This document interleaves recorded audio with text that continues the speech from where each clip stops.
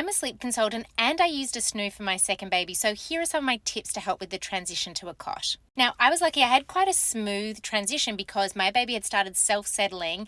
One night randomly, I forgot to put on the snoo movement in the middle of the night after a feed, and I realized that my baby did not need to be assisted to sleep. So then I went into weaning mode for bedtime and overnight, and it was all very smooth.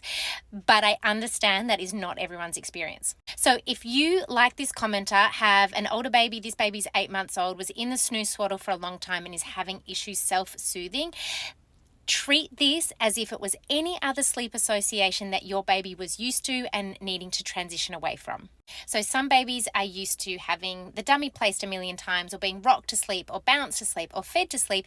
This baby has an association with the snoo swaddle, and we're looking to transition away from that and get back to self-settling. And this is where sleep training comes in. So what I would be doing is, as always, looking at this from a very holistic point of view. Are your nap timings age appropriate? Have you got great anchored in full active milk feeds? Where are solids? Are they all the right things? Do they have time for digestion? How can we set the stage so that you can sleep train bedtime and overnight out of the snoo swaddle?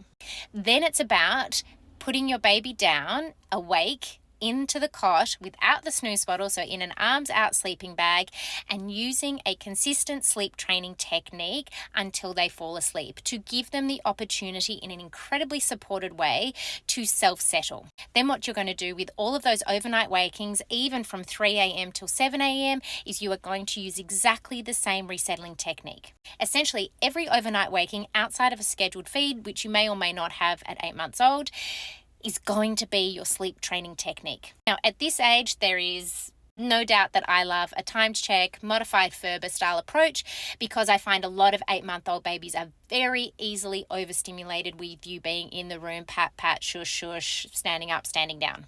So yes, they had the ability to self-settle and put themselves off to sleep when they were in their snoo swaddle.